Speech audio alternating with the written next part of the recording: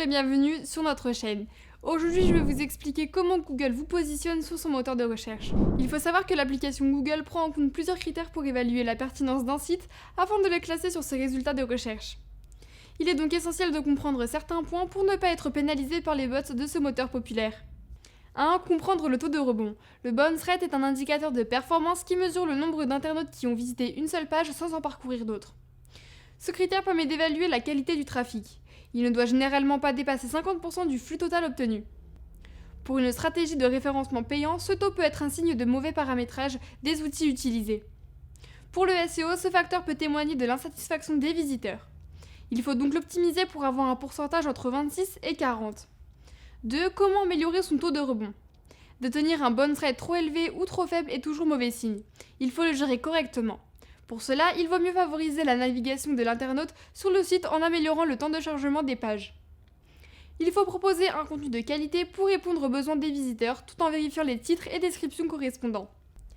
Les erreurs techniques et un mauvais ciblage sont également à éviter. Bref, il faut aussi offrir une bonne expérience aux utilisateurs et mettre en place des suggestions de contenu similaires. 3. Comprendre le contenu dupliqué. En référencement, le contenu dupliqué est un critère qui peut nuire à la notoriété d'une présence en ligne.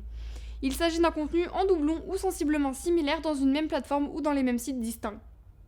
Pour remédier à ce problème, il faut effectuer une veille régulière sur ces pages, consulter les anomalies présentées par Google Search Console, installer des redirections 301 en cas de restructuration du site, faire une vérification sur le web ou utiliser des outils de détection de duplicate.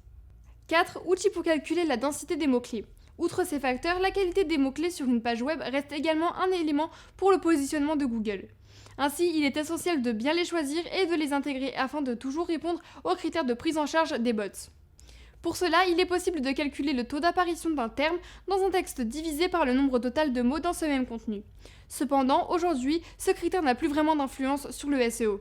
5. C'est quoi le ratio texte-code ? Autre point important pour Google est le ratio texte-code. Il s'agit du rapport entre la quantité visible par l'internaute et celle du code HTML final de la page.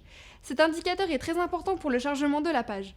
Si celui-ci est trop élevé, le visiteur peut se lasser d'attendre l'affichage du contenu correspondant. Si par contre il devient trop faible, alors les moteurs de recherche peuvent juger le site trop lent ou ne disposant pas assez de texte.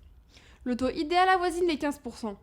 J'espère que cette vidéo vous aura plu. Pour plus de renseignements, n'hésitez pas à nous contacter et à vous abonner à notre chaîne.